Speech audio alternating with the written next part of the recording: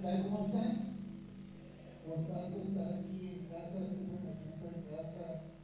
Aquí, bueno, que somos la misma familia, ¿verdad? Pues en otro lado es como cuando visitas un primo, un amigo, un hermano, así, todo eso sí me siento. Ya tiene poquito que no andaba por acá y siempre es un honor, un gustazo venir a saludarles.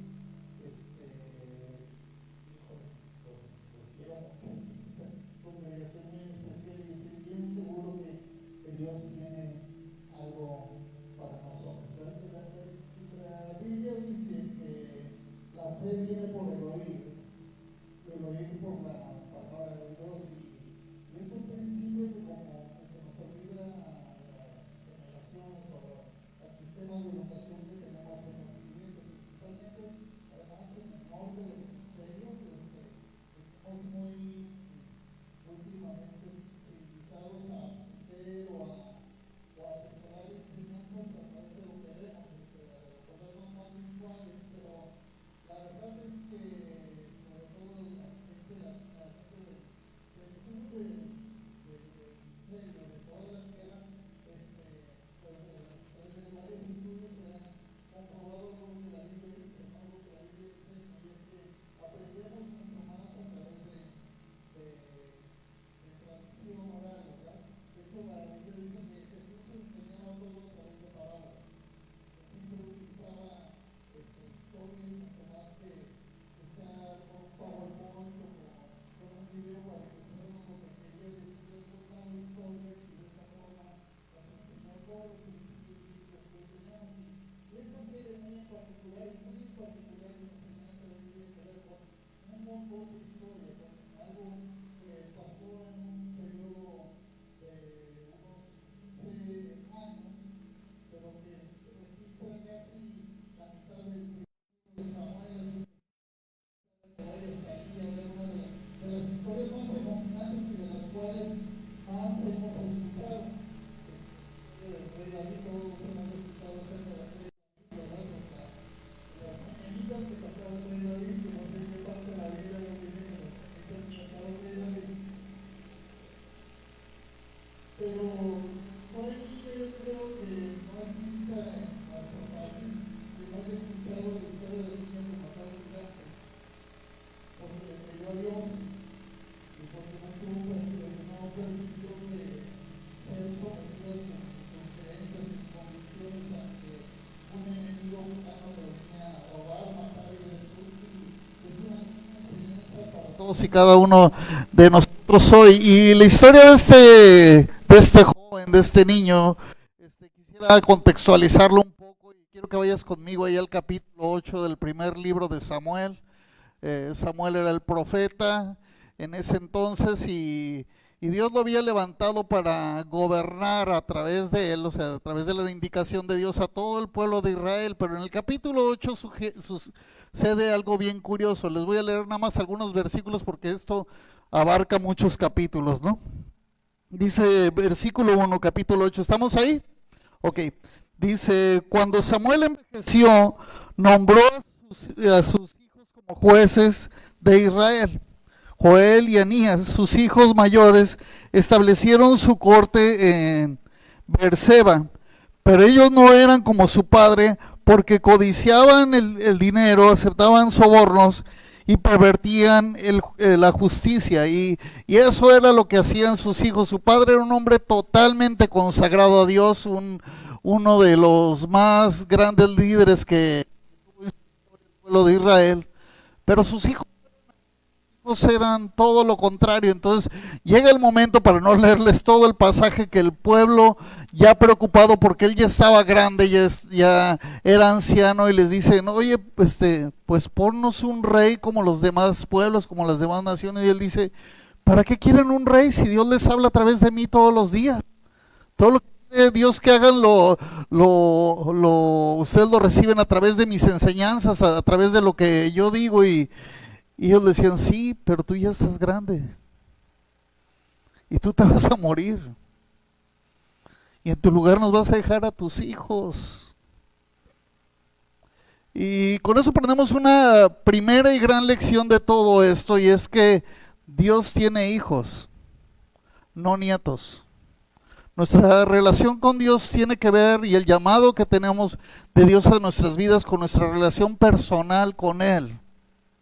Y si bien sí es cierto que Dios tiene misericordia de nuestras generaciones venideras, el cuidado personal de mi relación con Dios no va a depender de mis papás o de mis pastores. Hay muchos que dependen de la fe de los pastores o de la fe de sus papás o de la fe que tuvo mi tío. No, nuestra relación personal es personal. Dios tiene hijos, no nietos. Yo puedo tener toda la fe del mundo, puedo tener el llamado más grande del mundo, puedo hacer 1000 milagros, 1000 cosas que afecten a mi generación para que conozcan a Dios, pero si, por ejemplo, aquí está mi hija, si mi hija no tiene una relación personal con Dios, híjole, Dios, las bendiciones de Dios la van a alcanzar a ella porque es una promesa de Dios para mi vida. Pero el que Dios le esté bendiciendo no significa que Dios se agrade de lo que ella haga. Ella tiene que tener su propio encuentro con Dios, su propia relación personal con Dios. Y sobre ella va a estar basada su fe y todo su crecimiento. Y es lo primero que está pasando aquí. Le dicen, oye, tú eres un gran líder, nos has guiado por muchos años. Sabemos que desde niño, desde tu concepción, tú fuiste apartado para Dios. Le están diciendo a Samuel, pero tus hijos no son así. No es cosa hereditaria el llamado, no es cosa hereditaria el servir a Dios, aunque muchas veces nos aferremos a que si yo soy esto, mi hijo tiene que ser lo otro. No, pues si tu hijo no tiene una relación con Dios, estamos fritos. Por más que yo lo quiera hacer algo generacional. Y sucede lo que sucede, ¿no? O sea, Samuel se entristece por eso, va delante de Dios muy triste. Le dice, oye, están queriendo instalar un gobierno como lo hacen las demás naciones que están a nuestro alrededor, que tienen un rey. Ya no quieren que les hable yo, es que lo que tú me dices, que tú hables a través de mí. Y Dios le dice, no te preocupes, no te están rechazando a ti, el que me están rechazando es a mí. Haz lo que ellos dicen. Y a veces como que Dios cede a... Estamos tan necios de que yo quiero hacer esto, que hay veces que Dios dice, bueno, a ver. Y después de los años regresamos con la cola entre las patas para decir, híjole, la regué, Señor, perdóname, ¿no? Y además que el enemigo interviene en esas cosas, ¿verdad? Porque dicen que por ahí que el enemigo cuando no puede detenerte empuja. Te empuja a que la riegues y Dios después tiene que recoger nuestros pedazos para decir, te lo dije.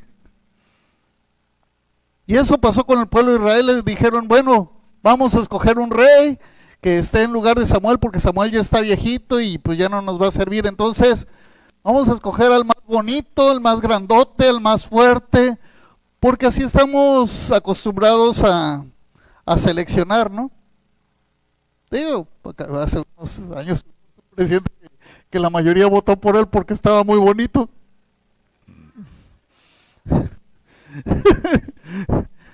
Y decía, ¿cómo es? Bueno, y así escogemos en base a un montón de cosas que tiene que ver con la capa superficial, porque habla muy padre y nos dice, nos echa del discurso que nosotros queremos escuchar, ¿verdad? Y ahora los políticos han vuelto expertos en echarte rollos, en decirte lo que tú quieres escuchar para decir, oh sí, él va a ser un buen gobernante, pero ya una vez que se sientan en la silla se les olvida todo lo que nos dijeron y se vuelven unos dictadores, unos patanes que se dedican a enriquecerse y a todo, igual que todo el ser humano, porque el ser humano es corrupto.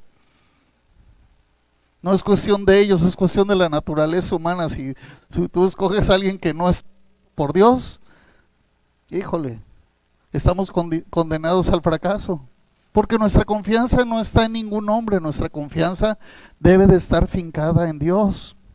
Y ellos escogen a que se les hace más bonito, más alto, más fuerte, de todo el pueblo. Dice que Saúl era un hombre grande, que sobresalía su cabeza por encima de todo el pueblo, o sea, grandotote, fuertote, bien parecido, así como galán de telenovela el cuate y lo ponen como rey. Y al principio él empieza muy bien, con mucho miedo, porque dice, pues oye, pues yo me sacaron de hacer otras cosas, y de repente soy el rey, y primero empieza a gobernar con temor y temblor, pero pues un rato que se acostumbró a que aquí se hace lo que yo lo que yo digo, o como dicen en el rancho, aquí mis chicharrones truenan, se puso a hacer lo que le dio su gana, y empezó a llevar al pueblo en un proceso de corrupción. Y pues pueden leerse la historia todo primero Samuel, pero quiero que te saltes conmigo ahí al capítulo central de eso, que tiene que ver en el capítulo 17 y primero de Samuel, unos capítulos adelante, cuando sucede el acto heroico del que estábamos hablando, ¿verdad? Dice, Goliat desafía a los israelitas, y para que no leamos todo el versículo, te lo voy a simplificar bien fácil. Te voy a contar la historia de lo que estaba pasando, que a lo mejor ya lo hemos escuchado muchas veces, pero lo que sucedía es que en uno de tantos enfrentamientos que tenían los filisteos contra el pueblo de Israel, llegó un momento en que se enfrentaban los dos ejércitos, estaba uno enfrente del otro. Antes no había mucha estrategia de guerra, no sé si han visto películas antiguas, pero las estrategias de guerra eran nada, o sea, se juntaba un pueblo, el otro, y nada más se dejaban ir unos contra otros, y los que sobrevivieran más ganaron, y los que se morían todos perdieron, y así era de fácil. Están los dos ejércitos, y las últimas peleas, casi todas, había ganado el pueblo de Israel. Entonces estos se les ocurre cambiarle un poco la dinámica, y se consiguen de en medio de ellos un hombre gigante que se llamaba Goliat, un hombre como de 3 metros, más o menos traduciendo la estatura de él. Imagínate un cuate de 3 metros. Ahorita el Guinness registra que el hombre más alto que ha habido era uno que medía 2.70, pues un poco más grande que el hombre más grande que tiene registrado el libro Guinness. Y fuerte, grande, dice que nada más simplemente su armadura pesaba como 50 kilos. Su lanza, la pura punta de la lanza pesaba 5 kilos. Era un hombre muy corpulento, muy fuerte, grande, y diestro en la guerra. Había por haber.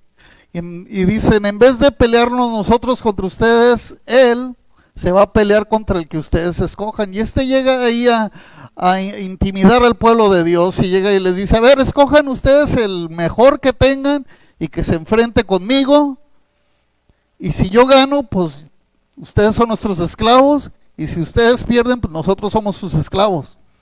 Así bien ventajosa la cosa, y todo el pueblo estaba bien temeroso. Todos estaban ahí amedrentados, escondidos, y dice la palabra que mañana, tarde y noche, todos los días, llegaba en la mañana, en la tarde, en la noche, y les volvía a decir los mismos, los volvía a retar, los volvía a insultar, los volvía a humillar para mantenerlos amedrentados, diciéndole, a ver, ¿quién se lanza contra mí? Y el enemigo sigue utilizando las mismas herramientas. Él no es muy inteligente, pero tiene cosas que le han funcionado toda la historia y le siguen funcionando. Y hay dos herramientas que siempre he utilizado contra nosotros, contra el pueblo de Dios, contra la humanidad entera. Y uno es el temor, y el otro es la mentira. Todo lo que provenga de él te infunde temor, y es una mentira. ¿Qué estaba diciendo? Él estaba disfrazando una gran verdad, que si se enfrentaban los dos pueblos iban a perder. Pero les hizo creer que no les podían ganar porque no le podían ganar a él.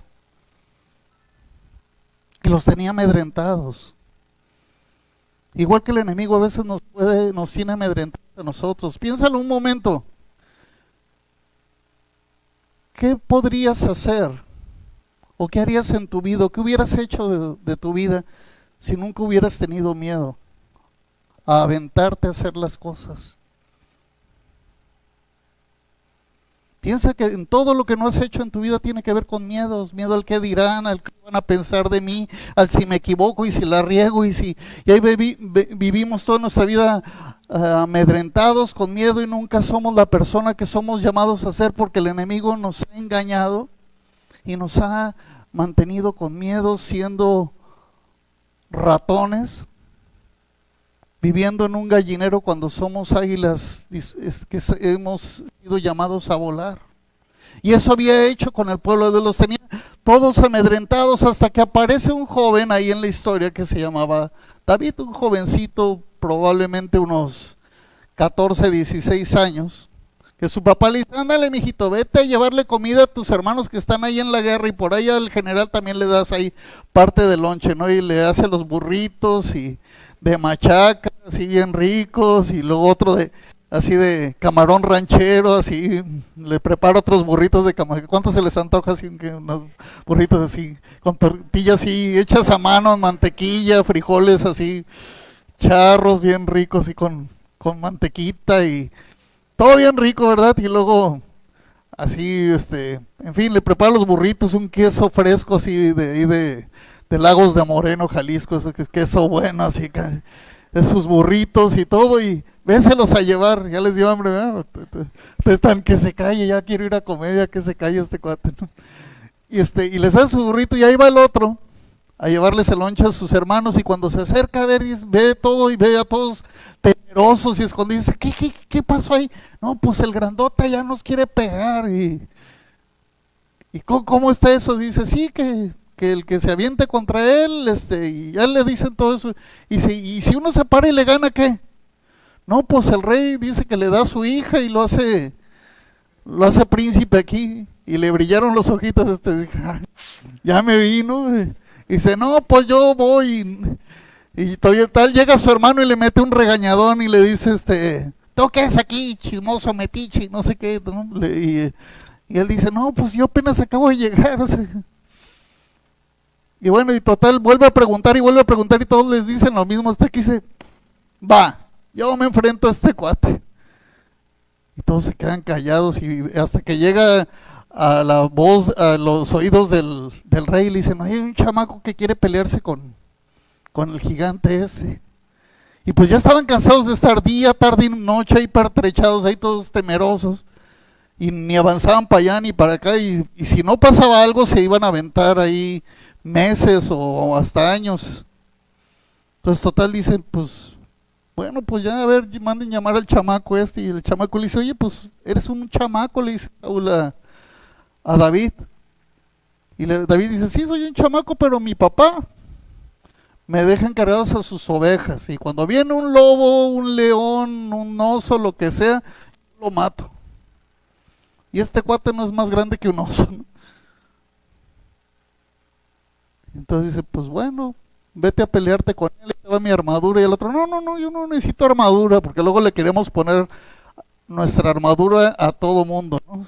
No sé si me explico, queremos que la gente haga las cosas como nosotros las hacemos, y nosotros tenemos que tener nuestra propia armadura. No, es que si no te paras así, haces esto y hablas así, si no oras en versión Reina Valera, pues no eres cristiano, ¿no? Sí.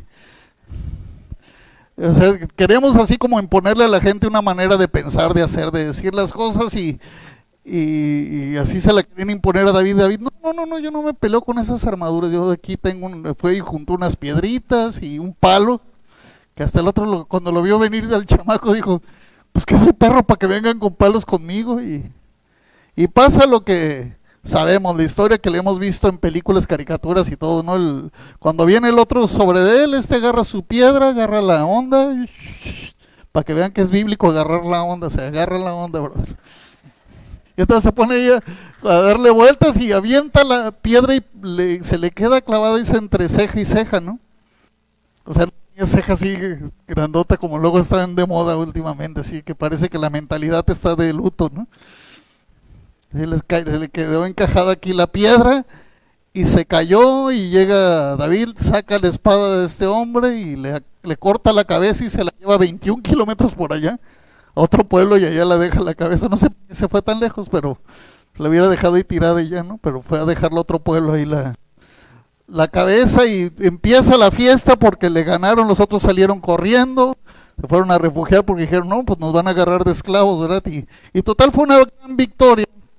Y fue un evento crucial en la vida de este joven, que a partir de este momento cambió su vida, porque el rey pues le tenía que cumplir lo que le había prometido, pero también no lo veía con buenos ojos, porque todo mundo a partir de ahí lo empieza a ver como el héroe de la nación, ¿no? como dicen en el rancho, como el muchacho chicho de la película gacha, ¿no? El héroe de la telenovela y todos los muchachos, ¡ay, David! Y hasta pósters y todos vendían de él, ¿no? Y lo tenían en el Instagram, lo seguían y, ¿no? Tenía quién sabe cuántos millones de viewers y todo. No, no es cierto. Y ahí estaba David, y todo el mundo lo quería mucho, y Saúl se empieza a poner celoso de él, y pasa todo lo que pasa con su vida, que pues que ya se la saben, ¿no? Ya no la sabemos, ¿no? Ahora, quiero que nos regresemos un capítulo anterior, al capítulo 16, porque ahí es donde aparece por primera vez David, y es un evento muy importante, y es el punto al que quiero llegar con todo esto que estamos hablando en la historia de este personaje. Dice el versículo primero, capítulo 6. Ahora bien, el Señor le dijo a Samuel: ya has hecho suficiente duelo por Saúl. Lo he rechazado como rey de Israel, así que llena tu frasco con aceite de oliva y ve a Belén. Busca a un hombre llamado Isaí, que vive ahí, porque he elegido a uno de sus hijos para que sea mi rey. Y hace un llamado ahí a Samuel. Saúl ya era rey, pero le dice: voy a decirte a quién vas a ungir como rey. Y para Samuel suena raro, pero pues si Saúl es el rey, dice: no, él ya no me va a servir. Se le acabó el corrido, ¿verdad? Ya se va a acabar su sexenio, ¿no? Y ahora voy a poner escogido a alguien para ponerlo al frente de mi pueblo. Y así es que llena tu botellita de aceite y vas a ir a casa de Isaí, y te voy a decir a quién vas a escoger. Y va ahí Samuel a la casa de Isaí, y pues ahí llaman a todos los hijos a cenar. Están todos muy felices cenando, y está diciendo: mira, este cuate se ve bien, así más o menos le llega ahí a la estatura de Saúl, él puede ser el que sí. Dios le dice: no, ese no. Y ese otro no, pues ese otro pues no está tan grandote, pero sí está así como más galanón, ¿no? No sé. Y le dice: no, ese tampoco. Y le dice algo bien importante: es que tú estás mirando como ve todo el mundo. Le dice Dios: pero yo no veo como todo el mundo, yo veo su corazón. Y entonces llega la cena y acaba la cena, y dice Isaí: oye, ¿no tienes otro hijo por ahí? ¿Son todos tus hijos? Y pues como que todos se quedan callados ahí, y voltean a ver al papá Isaí. Pues yo no sé, pero algunos teólogos dicen que muy probablemente David no era hijo de la esposa de Isaí, sino hijo de una sirvienta con él, ¿no? Un hijo ilegítimo. Y de hecho David dice varias veces que en pecado me concibió mi madre. Bueno, hay muchas cosas, muchos pasajes que hacen pensar eso. Y todos voltean a ver a Isaí, al papá, y cuando Samuel le dice: oye, pues no tienes otro hijo por ahí. Y todos así como: ay, ese, ¿no? Ah, sí, tengo uno por ahí escondido que está allá con las ovejas, así como: ah, pues mándalo llamar.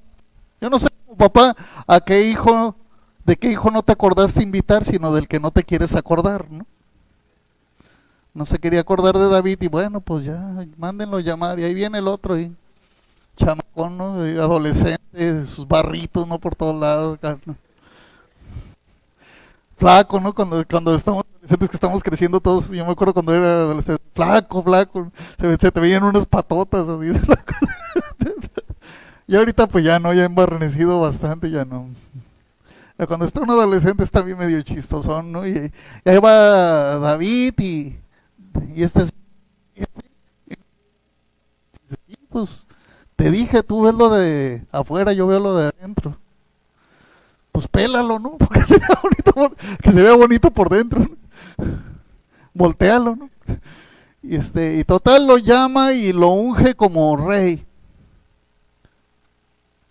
Y me llevas a hacer una pregunta central y es a donde quiero llegar y es, ¿qué es lo que Dios vio en David? Porque he oído muchas teorías, he oído muchas predicaciones así sobre eso, sobre cosas que son periféricas a eso, pero ¿qué la Biblia nos enseña? ¿O qué es lo que dice que realmente Dios vio en David? Sí, sí vio su corazón, pero ¿qué vio en su corazón?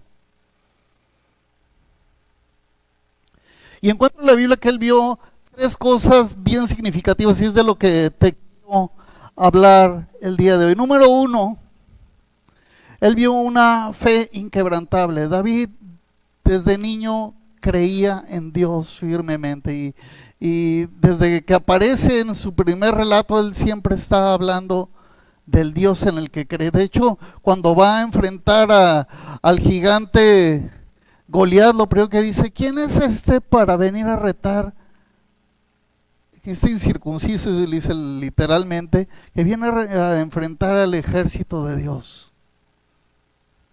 O sea, si Dios está conmigo, nadie contra mí. Y aunque él veía al gigante más grande del mundo enfrente de él, él decía, la palabra dice que yo todo lo puedo.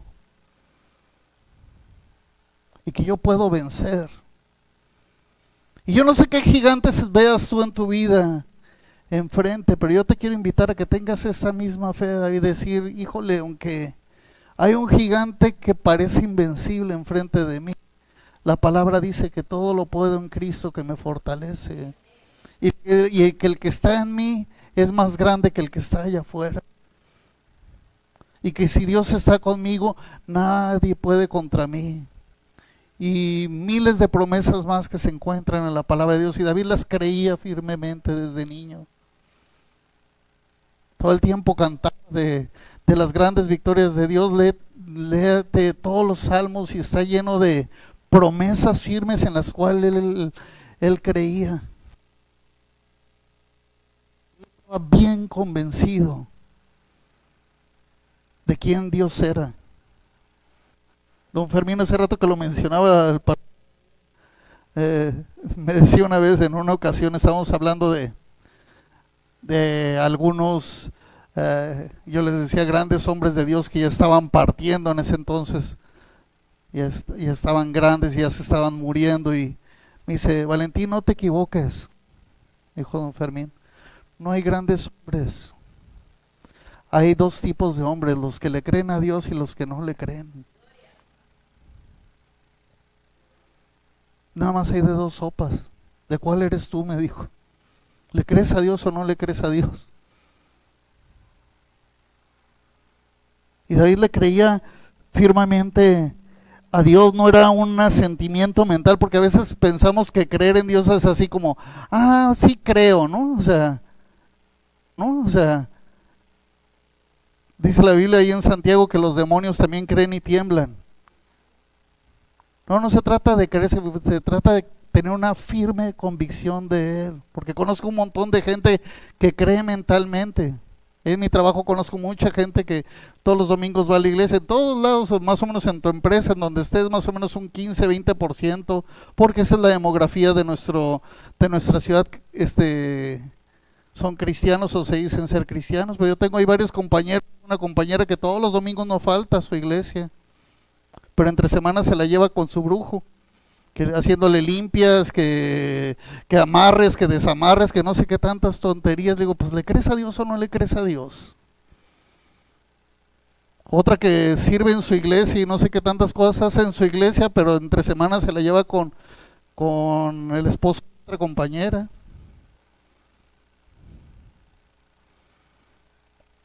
Sí me explico, hay una gran diferencia entre creer en Dios mentalmente. Todo el mundo cree, tú agarra a cualquier persona aquí en la calle, tú le vas a decir, oye, ¿crees en Dios? Sí, pero no le creen a Dios. Y si Dios te dice, Dios va a cumplir, porque Dios no es hombre para mentir, ni hijo de hombre para arrepentirse. Lo que Él dice lo va a hacer.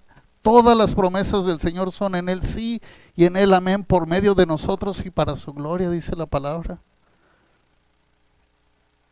No solo es sentimiento mental, tiene que ver con una profunda convicción que nos lleva a la segunda cualidad de David. Ve conmigo ahí al libro de los Hechos, corre conmigo ahí, me encanta ahí Hechos 13.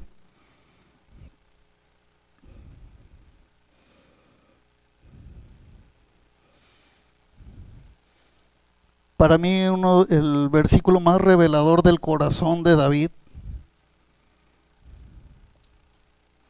Que he oído muchas predicaciones, como te decía, acerca de que si David era conforme al corazón de Dios porque tocaba alabanza. Sí, o sea, qué padre que cantaba alabanza, eso está bien suave, y sí es cierto. O porque, ¿cómo se llama? No sé, hacía mil cosas, no. Él hacía tres cosas bien sencillas. Uno, le creía a Dios, estaba bien convencido de quién era Dios. Y la segunda dice ahí, citando algo que le había dicho al profeta Samuel, ahora lo está citando Pablo, pero nos profundiza en algo. Hay una regla de hermenéutica. Hermenéutica es la correcta interpretación de la Biblia, que dice que cuando no entendamos o hay algo oscuro, algo que no le entendamos, algún pasaje, busquemos otro pasaje que diga lo mismo, pero que nos amplíe la información. Este es el caso de este pasaje, el versículo 22. En el Antiguo Testamento Dios le dice a Samuel, me he encontrado un hombre conforme a mi corazón. Pero aquí especifica cuál es la razón de por qué era conforme a su corazón. Y quiero que lo leamos ahí. Capítulo 13, versículo 22, deja ver cómo dice en esta versión.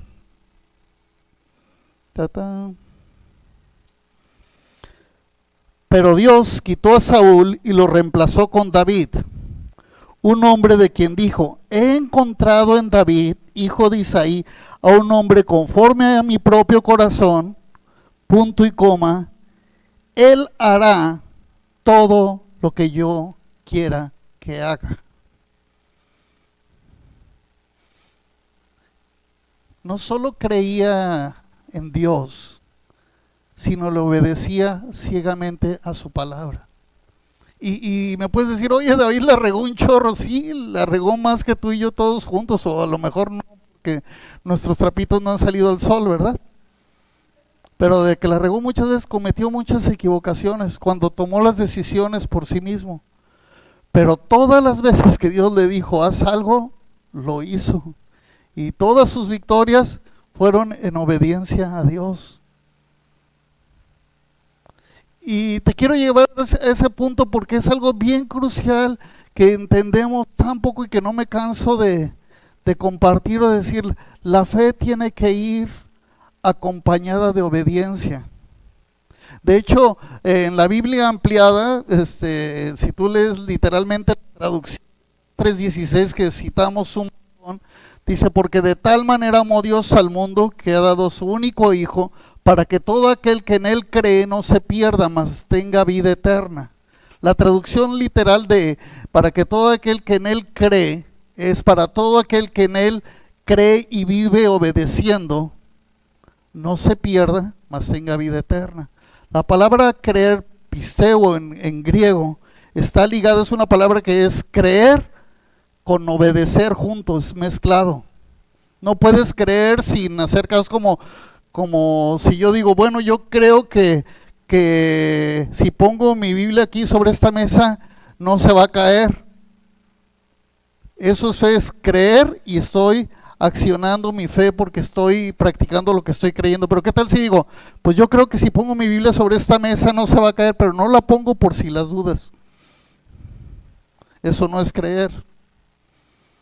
Creer es, creo lo que aquí dice y entonces voy a actuar como aquí dice que debo de actuar, porque mi fe junto con mis acciones es lo que realmente da sentido a lo que se refiere la Biblia con creer.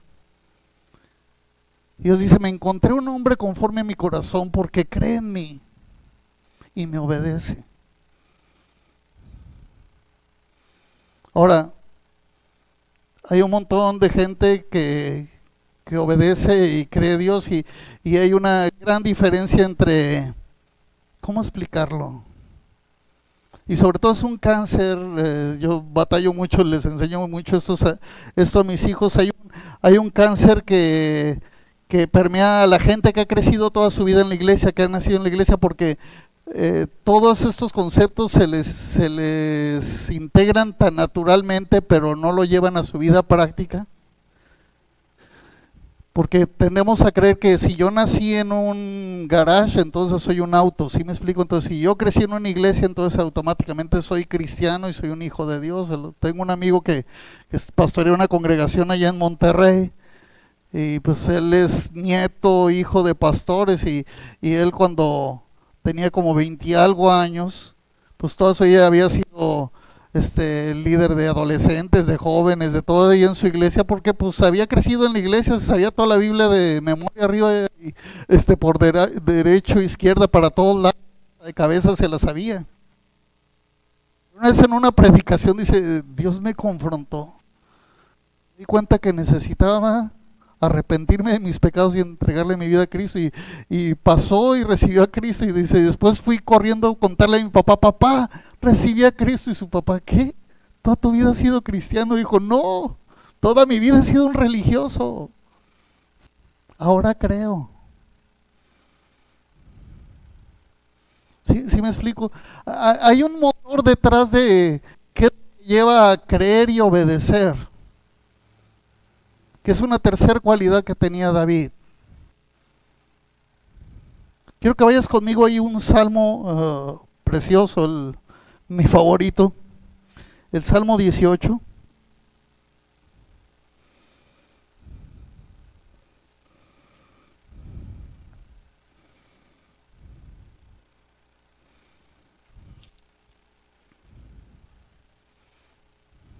¿Sí están conmigo ahí el Salmo 18? Aquí está en esta. Empieza con una frase bien sencilla, pero bien fuerte. Dice, te amo, Señor. En otra versión dice, cuánto te amo, mi Señor.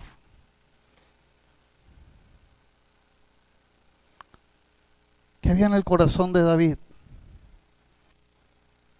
Él estaba bien enamorado de Dios. Por eso día, tarde y noche lo buscaba desde la mañana, desde el amanecer. Tú puedes leer, todo el salmo está hermoso, este salmo. Te amo, Señor, dice, tú eres mi fuerza en la Reina Valera, tú eres mi fortaleza, mi alto refugio, mi libertador, la fuente de mi salvación. En ti confío. Invocaré tu nombre que es digno de toda alabanza y seré libre de todas mis angustias o de todos mis enemigos en otras versiones. Está bien convencido de Dios porque su corazón y el de Dios estaban pegados. Y eso es lo que Dios veía en David. Por eso lo escogió para una labor tan grande. Lo sacó de detrás de unas ovejas para convertirlo en el rey más grande que tuvo el pueblo de Israel en toda su historia, y del cual vendría el Salvador Jesucristo. Ahora te quiero llevar a hacer otra pregunta. ¿Qué es lo que Dios ve en ti? En mí. Porque no creo que seamos una falla anticonceptiva y que no estamos aquí por casualidad. Dios no se equivoca. Y creo que tú y yo tenemos hoy una cita con Él aquí.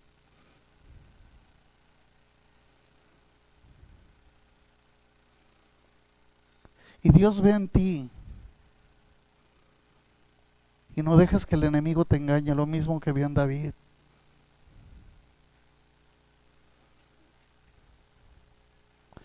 Porque Dios no te ve como el mundo te ve, como escogieron a Saúl.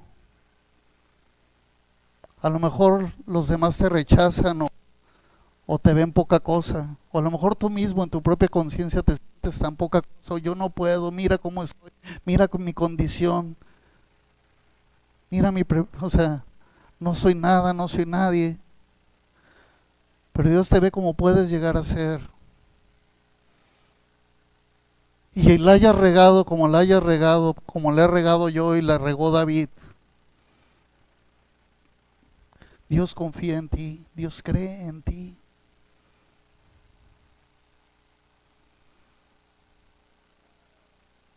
Dios te ama así como eres. Claro, no quiere que te quedes así como eres. Quiere que llegues a ser como lo que puedes llegar a ser. Porque tú puedes. Todos los recursos del reino están delante de ti. Le necesitas nada más creer a Dios,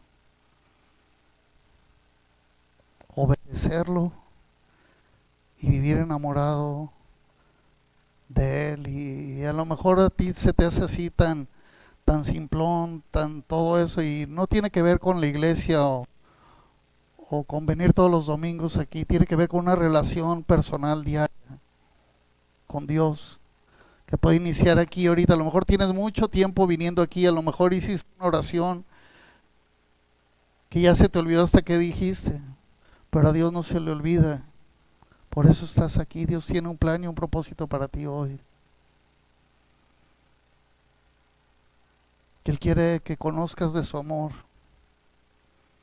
y que vivas todas las experiencias y aventuras que Dios tiene planeados para ti. A lo mejor tú piensas que la vida en Cristo es aburrida, pero créeme, como le pasó a David, todos sus días eran una aventura nueva, de gigantes que derrotar, de enemigos que vencer, porque de eso se trata la vida. ¿Por qué no cierras tus ojos un momento?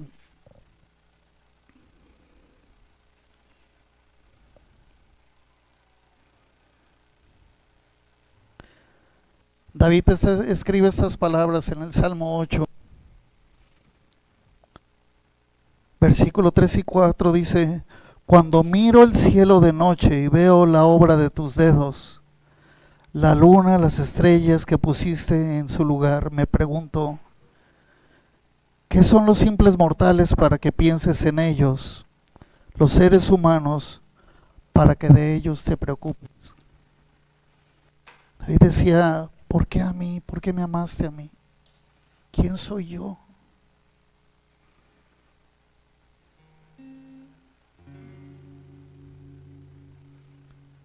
Y esa misma pregunta quiero que te hagas tú en tu corazón. ¿Por qué yo?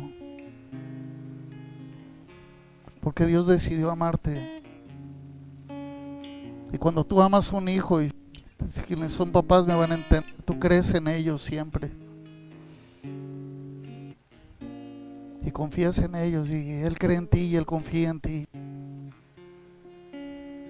Y si tú nunca has experimentado el amor de Dios, yo te quiero invitar a que hoy lo hagas, que hay con tus ojos cerrados en el lugar en el que estás. No se trata de una religión o de hacer alguna oración así mecánica. Trata de ser bien sincero con Dios y decirle, Señor, gracias por amarme. Yo no lo merezco, le he regado tanto, me siento tan poca cosa, soy la persona menos indicada, pero tú decides amarme y creer en mí. Creer que yo puedo derribar gigantes, que yo puedo vencer todas las situaciones que tengo enfrente, que vencer mis enfermedades, mis traumas, mis culpas, que puedo cambiar la historia de mi vida así como la he llevado. Yo quiero hoy decirte que creo en ti. Y dice la palabra de Dios que el que cree en Él no será avergonzado. Y también dice que si confesaras con tu boca que Jesús es el Señor y crees en tu corazón que Dios te levantó de los muertos, serás salvo. Y yo te quiero invitar a que hagas eso. Es algo bien sencillo, solo decir, Señor, yo creo en ti. Quiero invitar a todos que lo hagamos en voz audible. Señor, yo creo en ti. Yo hoy recibo de tu amor. Te pido que llenes mi vida de ese amor y me ayudes a ser la persona que tú seas. Yo hoy creo en ti y voy a actuar en obediencia a lo que tú dices que yo haga. En el nombre de Jesús. Amén. Si tú hiciste esa oración bien sinceramente, Dios la toma bien en serio y tu vida va a cambiar. Solamente necesitas caminar en Él. ¿Por qué no te pones de pie y terminamos este tiempo adorando a Jesús?